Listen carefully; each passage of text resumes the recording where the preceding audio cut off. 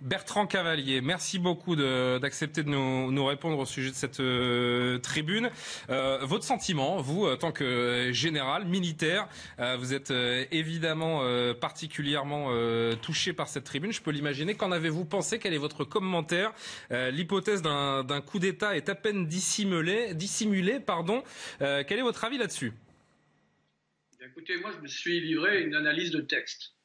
Donc j'ai fait abstraction de la qualité des auteurs et j'ai essayé de comprendre quels étaient les messages, quelle était l'articulation de ce texte qui procède par constat sur, je lis, le détachement de multiples parcelles de la nation, sur le rappel de la primauté de la Constitution, la nécessité d'imposer la loi, le rappel du droit premier à la liberté de penser au travers de la liberté de croire ou de ne pas croire, etc., etc.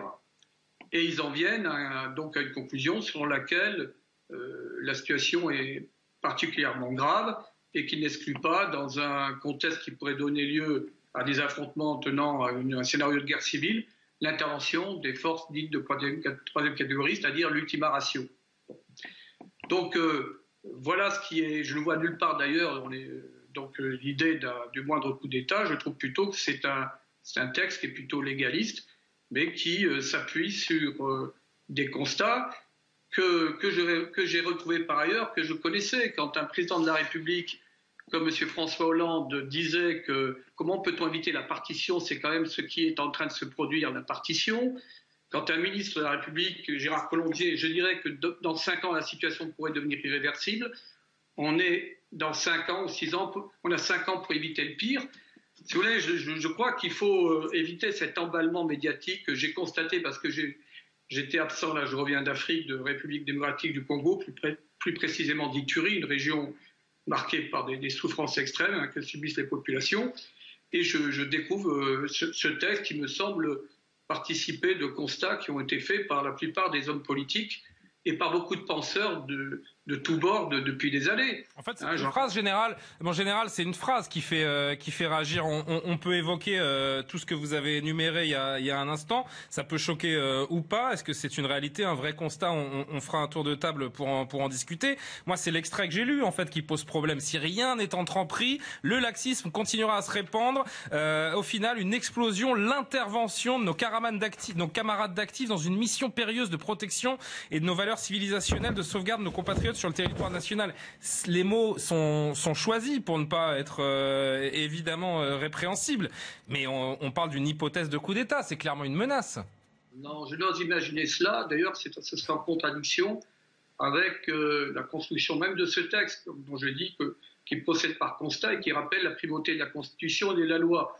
Alors peut-être que l'expression est maladroite, je le concède, mais je connais bien le nombre de... J'ai servi pendant des années dans la communauté militaire. C'est vraiment une hypothèse qui me semble totalement exclue, où elle est extrêmement marginale. Non, ce qui ressort de cette déclaration, c'est plutôt une préoccupation très forte sur un délitement de notre pays, un pays qui perd son identité, un pays qui est confronté à des problématiques de violence, des problématiques de séparatisme qui sont objectives. Je crois d'ailleurs que ceux dont vous avez débattu juste avant le démontrent aisément. Donc je crois qu'il faut raison garder, mais certes il y a peut-être une expression qui est peut-être un peu maladroite. Mais pour ce qui est de l'état d'esprit des militaires, quelles que soient les armées, c'est une armée qui est légaliste, c'est une armée qui s'engage, ce sont des gens de conviction qui défendent les valeurs républiques et qui défendent l'identité française. C'est ça qui les motive. Bon, je voudrais que vous restiez avec nous si vous le voulez bien, Général. Les anciens généraux qui sortent de leur droit de réserve, Yohann Usaï. Bon, d'abord, on peut dire qu'à mon sens, cette tribune est malheureuse. Il eût sans doute été préférable qu'elle ne voit pas le jour, parce qu'elle joue quand même sur une certaine ambiguïté. C'est vrai, elle est assez ambiguë, cette tribune. Mais quand on a dit ça, et une fois qu'elle est là, qu'est-ce qu'on peut dire? On peut dire d'abord que concernant un coup d'État, il est rare qu'un coup d'État soit annoncé à l'avance. Généralement, quand on prépare un coup d'État, on fait plutôt ça discrètement et on ne va pas publier une tribune pour dire attention, préparez-vous à un coup d'État. Bon, ça n'a quand même pas tellement de sens. La deuxième chose, c'est qu'il y a des militaires qui disent on a peur. On a peur de quoi? Mais on a peur d'être obligé à terme, si la situation continue à aller dans ce sens-là, eh bien d'être obligé d'intervenir.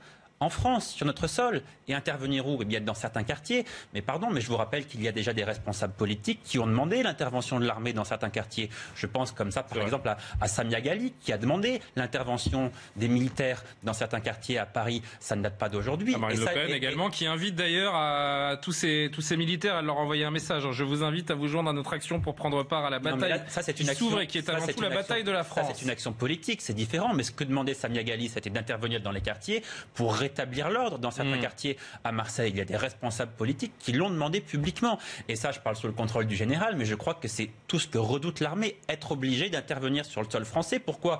Parce que les militaires, ils ne sont pas formés au maintien de l'ordre. Un militaire, généralement, quand il a une menace devant lui, qu'est-ce qu'il fait? Eh bien, il tire. Donc, on imagine bien le danger que ça pourrait représenter en France. Donc, que ces militaires-là aient peur d'être obligés in fine d'intervenir parce que la situation déraperait, eh bien quelque part on peut aussi se dire que le fait de le faire savoir publiquement, même si c'est fait de manière assez maladroite, avec beaucoup d'ambiguïté, ce qui ne sert pas leur cause, eh bien c'est quelque chose qu'on peut aussi entendre. Et je repasserai par le général avant d'entendre Jean-Sébastien. Je ne suis pas d'accord avec ce qui est dit, parce que quand vous avez une tribune comme ça, alors effectivement une tentative de récupération de la part de Marine Le Pen, c'est dans Valeurs Actuelles, mais ça prédate à ça. Je précise encore une fois que c'est pas Valeurs Actuelles qui a publié en premier cette tribune. C'est publié sur Internet et relayé une semaine après par Valeurs Actuelles. Et ce n'est pas, comme aurait dit le général de Gaulle à l'époque, un carteron de généraux en retraite. C'est un peu plus que ça, et c'est environ un millier de militaires. Ne vous emballez pas, Régis. Non, je m'emballe pas, mais je veux dire que c'est important, parce que de penser que la plupart, effectivement, de ces gens-là, et le ministère de la Défense est en train de regarder ceux qui pourraient être d'actifs pour leur appliquer des sanctions. Imaginez que c'est quelque chose de détaché, que c'est un certain nombre. Il y a quand même la voix de l'armée là-dedans. Il y a quand même la voix de l'armée qui regarde quoi? Qui regarde que d'autres corps qui sont censés représenter l'ordre en France sont malmenés. En particulier la police, qui a du mal à rétablir l'ordre en banlieue et qui se disent de facto que peut-être un jour ça va être à eux de le faire. C'est tout simplement ça. Je pense pas qu'il y ait dans cette hypothèse. Alors il y a peut-être certains généraux qui sont proches de l'extrême droite ou qui ont peut-être des visées séditieuses ou des nostalgies de l'Algérie, de la période algérienne. Je ne sais pas, mais en tout cas, moi je suis tout à fait d'accord avec ce que le général a dit tout à l'heure. Quand on l'analyse dans le fond, en fait, c'est une expression militaire que les militaires ne peuvent pas exprimer puisque ils sont contraints au silence. Voilà. Et de dire oui, c'est complètement séparé, c'est le discours du Front National, etc. Non, ce n'est pas ça. C'est l'armée qui sert magnifiquement. Moi, je viens de passer 15 jours à Gao et à Ménaka au Mali avec l'armée française, et je peux vous dire que dans les discussions que vous avez avec les militaires, pointe évidemment des thèmes que vous retrouvez dans cette lettre, même s'ils servent la France magnifiquement. Heureusement que l'armée est là pour nous défendre, heureusement que l'armée se pose des questions. L'armée se pose des questions, et cette lettre en est l'expression. Alors, sur ça, Général Cavalier, juste en 2 secondes, une fois que vous êtes à la retraite, il y a ce devoir de réserve qui part, ou il est avec vous toute votre vie, même quand vous êtes à la retraite? Non, les militaires, quand ils quittent le service actif, sont totalement libérés de ces obligations-là. Seuls les généraux qui sont en deuxième section se doivent à un certain équilibre en la matière, parce qu'ils sont dans un statut intermédiaire. Mais pour ce qui est l'ensemble des autres militaires, ils sont libres d'une totale expression. Je vous donnerai le mot de la fin, mon général. Je vais laisser général. Ils sont allés trop loin, ces généraux et ces militaires, comme le dit Jean-Luc Mélenchon. Moi, je place l'honneur de la République ailleurs. Je le place chez Georges Bensoussan, qui a écrit Les territoires perdus de la République. Je le place chez Malek Bouti. Je le place chez Caroline Fourès, chez Elisabeth Badinter, chez Jacques Julliard. Quand Jacques Julliard parle des territoires perdus qui tuent la République, je le place également dans le dernier rapport de la DGSI, qui dit que l'islam fondamentaliste atteint en France un seuil critique d'influence qui fait peser un véritable danger sur la vie démocratique de la nation. Donc les constats qui sont dans cette tribune, vous pouvez les retrouver, certes parfois formulés de façon différente, mais dans les analyses de nombreux d'éditorialistes, journalistes, politologues, sociologues. Donc il faut, je crois, de ce point de vue, raison garder et être objectif.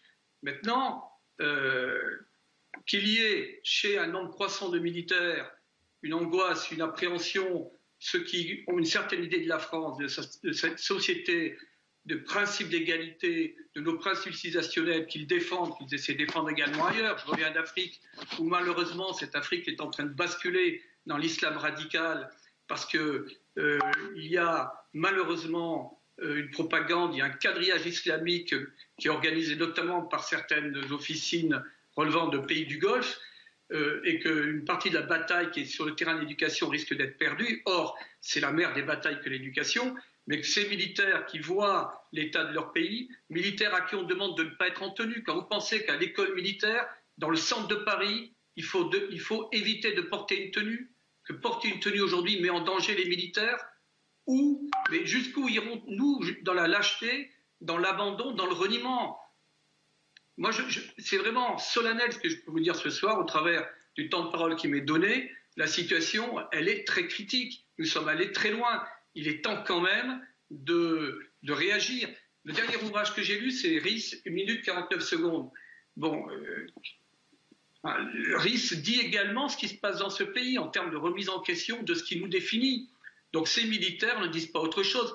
Certes, il y a cette parole, cette intervention, cette évocation d'une intervention possible de l'armée, mais qui est prévue par la Constitution, qui est prévue, c'est l'ultima ratio.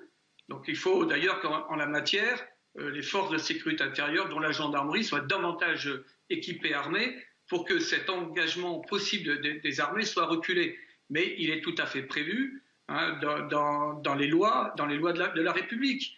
Donc je crois qu'il faut vraiment raison garder et de bien comprendre qu'au travers de cette tribune, ce sont des gens qui sont passionnés, qui ont l'amour de leur patrie, qui ont l'amour des valeurs républicaines, qui expriment leur désarroi. Et pour certains, Jean-Sébastien Ferjou, finalement, c'est soit un appel de séditieux, soit des citoyens qui font un constat partagé par beaucoup, selon où on se place sur l'échiquier politique. Oui, il y a deux lectures possibles d'un point de vue sémantique, mais je suis d'accord avec ce que disait le général Cavalier tout à l'heure. Moi, je vois plus une prédiction qu'un appel à un coup d'État. Et comme le relevait Yohann Usaï, il est rare qu'on fasse connaître ses intentions par communiqué de presse. Les chances, ça fonctionne. Commentaire, mon général, pour conclure. Commentaire, écoutez, je crois que si tout le monde prend un peu de hauteur et puis essaie d'élargir un petit peu sa réflexion, d'aller regarder un peu ce que disent les uns et les autres, en fait, cette tribune, elle trouve toute sa place. Elle ne pose pas de problème de fond, bien au contraire. Alors, bien entendu, il y a peut-être une clarification à apporter. Il y a une phrase qui peut un peu étonner certains, qui sont toujours sur certains fantasmes d'une armée, qui est toujours dans l'esprit de 1962. Ça, c'est totalement à exclure. Nos militaires et nos forces de l'ordre ont un comportement magnifique. La majorité, l'immense majorité, s'engagent pour servir leur patrie, leur pays. J'ai aussi une pensée notamment pour tous ces militaires qui sont en Afrique, qui partent de longs mois, qui risquent leur vie, pour des salaires souvent très limités. Comment peut-on imaginer que tous ces militaires soient là en train de fomenter je ne sais quelle volonté de prendre le pouvoir par la force? Bien au contraire, ils sont nos défenseurs, ils sont notre assurance vie. Voilà ce qu'il faut retenir, sachant que notre vie démocratique, notre vie républicaine est menacée. C'est ça qu'il faut maintenant retenir et qu'il y a des mesures urgentes à prendre et des mesures globales et vigoureuses. Bon. Merci beaucoup, mon général Bertrand Cavalier, général de gendarmerie, spécialiste du maintien de l'ordre, de nous avoir répondu après votre retour d'Afrique. Donc, merci infiniment et j'espère vous voir sur le plateau prochainement. On va refermer ce